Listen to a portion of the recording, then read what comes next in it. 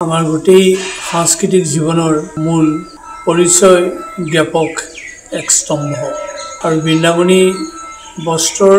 এই আনয়ন চিন্তাই আমাৰ সমাজ জীৱনক আকৌ এবাৰ সমৃদ্ধ কৰি তুলিব যে আমাৰ অসমৰ পৌৰাণিক সংস্কৃতি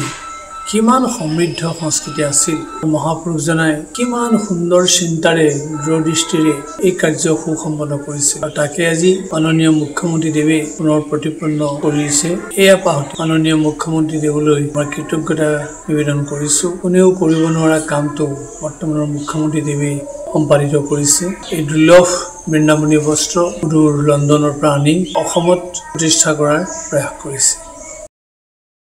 ধন্যবাদ জানাইছো মাননীয় মুখ্যমন্ত্ৰীক জয় জয়দেৱ অসমলৈ শংকৰদেৱ গুৰুজনাই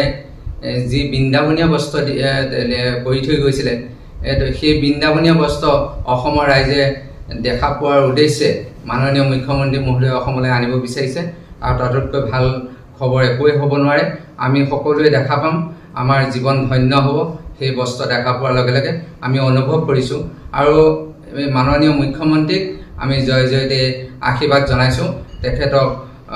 ভগৱন্ত প্ৰভুৱে কৃপা কৰক আৰু তেখেতে আমাৰ অসমলৈ বৃন্দাবনীয় বস্ত্ৰ আনক আৰু আমি সকলোৱে চাবলৈ পাম তাৰ কাৰণে আমি অতি আগ্ৰহে বাট চাই আছো সেই কাপোৰভাগীৰ লগত অসমৰ এক সম্পৰ্ক ইয়াত বিশেষকৈ দুটা সম্পৰ্ক এটা সম্পৰ্ক আছে যে গুৰুৰ স্পৰ্শ হৈছিল সেই কাপোৰখন আৰু তাত থকা যিখিনি ছবি যিখিনি আমাৰ অসমৰ শিপিনীয়ে তাঁতৰ শালত ছবি সেই বৃন্দাবন শ্ৰীকৃষ্ণৰ লীলাসমূহ তাত বৈ থৈছে আৰু সেইটো এটা অতি গুৰুত্বপূৰ্ণ এখন কাপোৰ আৰু সেই কাপোৰখনৰ প্ৰতি সদায় আবেগ মন আমাৰ কেতিয়া আমি চাওঁ সেই কাপোৰখন দেখা পাওঁ এই কথাখিনি আমাৰ অসমবাসীৰ সদায় হৃদয়ত আছে আৰু তেনেকুৱা এটা সুন্দৰ পদক্ষেপ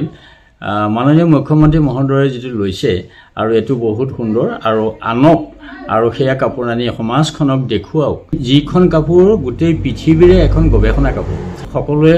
আগ্ৰহেৰে বাট চাই আছে আৰু ভাল পদক্ষেপ লৈছে আমি চৰকাৰক